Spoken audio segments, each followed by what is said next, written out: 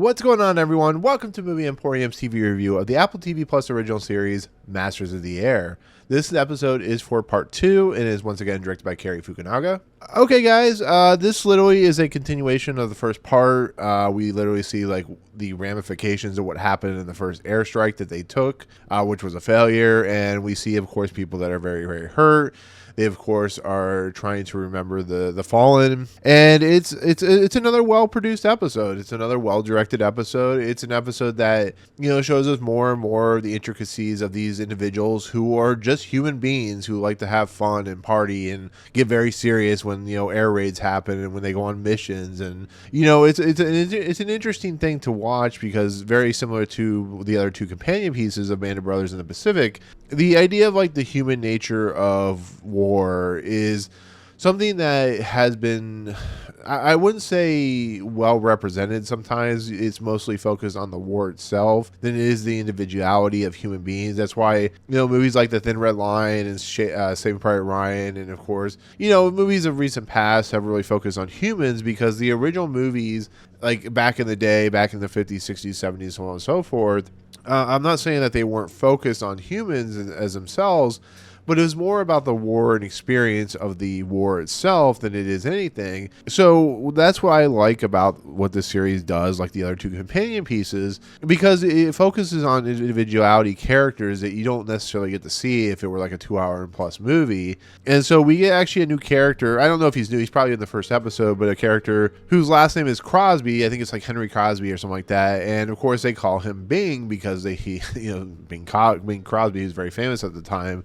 And it basically focuses on another air raid where they're going to go to Norway, I think it's Norway if I remember right, and bomb a submarine fleet in a lot of respects. So that's the main goal of this episode, is to kind of show the nature of what a successful bombing can be. And they use this guy of Crosby to be the navigator, who's very kind of fresh behind the ears. He's a little worried. And I love the fact that in the middle of this whole chaotic sequence of fighting, all this chaotic nature of the battle sequence, which is very well put together, very well shot, the CGI visual effects are fantastic, top notch for a $250 million production. You get the intricacy and parts and stuff like that of how a crew works on a plane when they're bombardiering and bombing, their missions and stuff like that. And so we get to see this navigator kind of, he has to work on the fly. He has to work very smartly in how they can successfully run this bombing mission, because lives are on the line, as you're very, very aware. And this Crosby character does a really nice job of, he's worried he's going to fail, but he does it successfully, not failing, but he successfully navigates. And when one of the bombardier planes, when the bombing planes gets like fatally hit, that's being piloted by Barry Keoghan, he's able to get them to Scotland so that the plane, of course, piloted by Barry Keoghan, can successfully crash land onto the island in Scotland. And it really shows you how that works, how that projects itself, how it is very emotional. At one point, he throws up because he's so sick and worried, but somehow he threw up in his helmet or something like that, so he thinks he got shot. So there's a really funny moment where the original navigator who got really sick is like, you're the only one that will narrate your death, because they're good friends and they know each other. And I just really like that. I really like the fact that he was very successful at the navigation. And then, like I said, the other characters in there, but I think that's like a really main focus for this episode, is to show kind of the nuts and bolts of how difficult it is to project a way to successfully navigate a bombing scenario, because you're having mortars being flown at you, you have gun turrets and planes, and it's just chaotic nature that I don't know how anybody successfully won in any form or fashion in the air. But it's really kind of awe-inspiring, to be fairly honest. And the thing that really shows very, very well and shows very kind of awesomely in a lot of respects is the nature of when Barry Keoghan's like plane and his crew unfortunately get hit and they start losing their engines. Instead of leaving the pilot behind, the characters, because of Callum Turner's character, of course, gets demoted because of his actions. So now he's like kind of the leader of the flight group and stuff like that.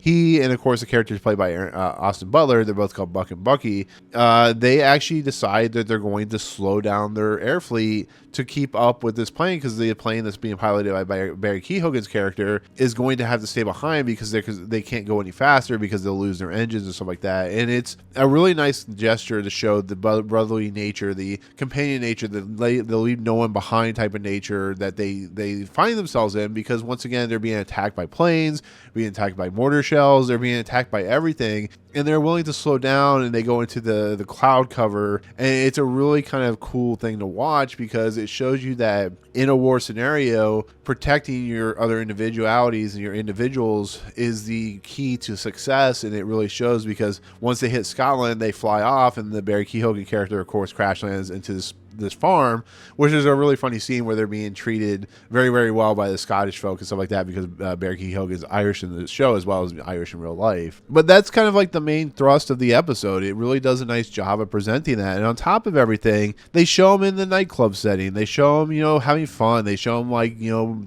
betting against one another. One tries to hit on a woman by making them laugh under a minute, and there's a $2 bet. There's the idea of like them bicycle racing and stuff like that. There's the idea of just like this brotherly camaraderie that really shows very, very well. It doesn't do it as successful as Band of Brothers, because I've said this before, I think Band of Brothers is a one-of-a-kind show that really was successful in showing the true nature and the horror of this war, of World War II. That I really honestly don't think the Pacific, at this moment after episode 2, Masters of the Air, has done really, really well. That's why this is like another 8.5 out of 10 episode, because I think there's just something missing. I think it's the fact that the Band of Brothers came out and it was just a really, really kind of one-of-a-kind lightning in a bottle show that, further companion shows have basically failed to like replicate in a lot of respects. And it doesn't take away from these shows. It just takes away from the fact that there was something truly uniquely special about what they were doing on that one show that can't be replicated, unfortunately, just in that nature. But it doesn't take away from how good Callum Turner and Austin Butler and Barry Keoghan and the rest of the characters are in the show, because they do a nice job of presenting a really kind of difficult scenario of trying to survive in a war that could kill them at any moment. And like I said, you never know from episode to episode whether one of these individuals will be killed. It really does help that they add in other characters to kind of represent that. Now, I do kind of wish that, and I hope through the next 7 episodes that we get more and more character development from some of these characters, because I don't want them to focus just on Callum Turner and Austin Butler's character as the main focus, which they are the main characters, but I want a little bit more. I want a little bit more of these individuals, because I think that's where it becomes more interesting and more well developed and stuff like that. So overall, I really did like this episode. I love the fact that in the middle of the bicycle race, the air horns go off and they had to go outside to safety, but they're outside in like the trenches of safety or whatever, and they're watching the bombing of like I can't remember. I think they're in England or something like that. But they